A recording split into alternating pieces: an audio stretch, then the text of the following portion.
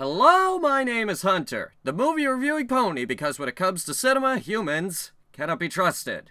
And welcome to another edition of the aptly named Good or Bad, the review where I take the latest movies to hit the box office and critique them.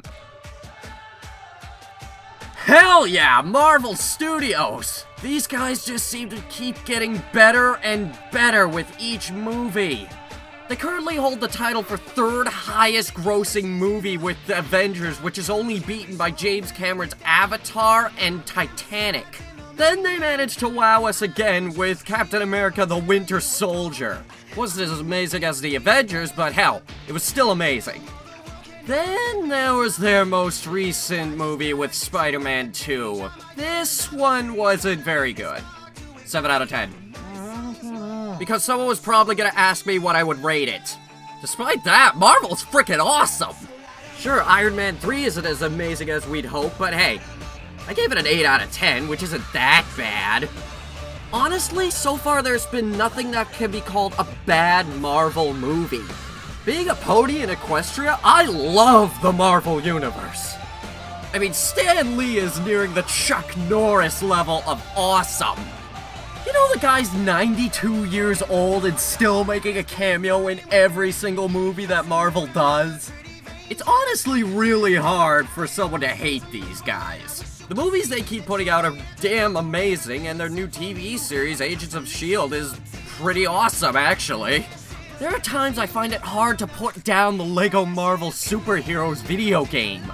Iron Man commutes with a bicycle now. He's going green. Deal with it.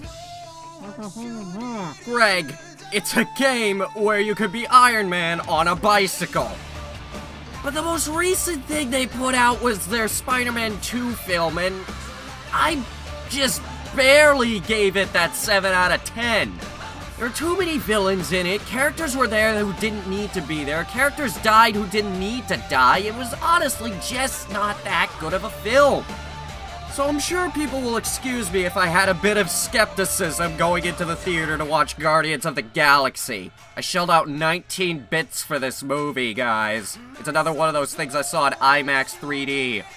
But a fan of ours at BronyCon requested in person that we review this movie, so we're pretty compelled that we review the movie. So, Guardians of the Galaxy. Good or bad? People knew this movie was coming out given Marvel's usual storm of advertisements. And I say storm because they just throw a lot of them at you at once.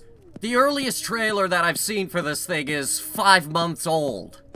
Okay, maybe I'm overreacting a bit. They're not as bad as Disney when it comes to advertising. But the interesting thing about this movie was it was sort of a shot in the dark with me. I went into the theater not knowing what to expect out of this movie. As I said, Marvel's amazing, but they've recently had their shortcomings.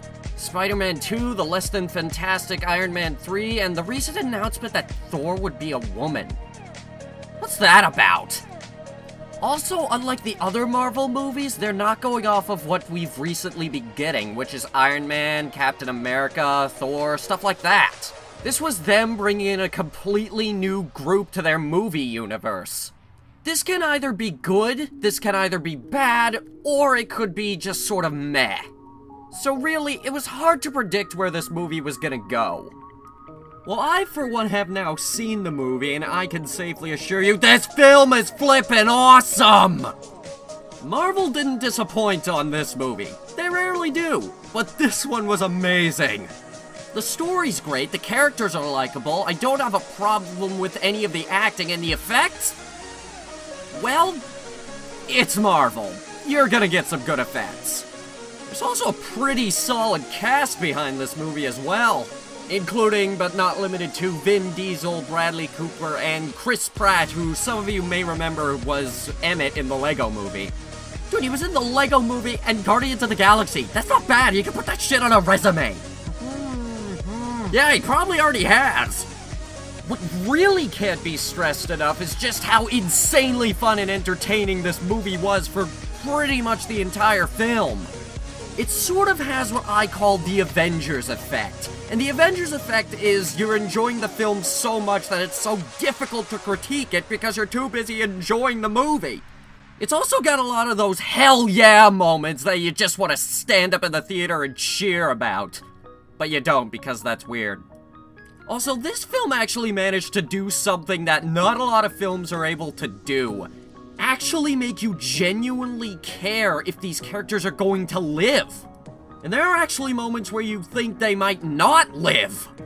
This is something that's difficult to do given today's audience. All the actors do a damn good job at portraying these characters. They feel like real people.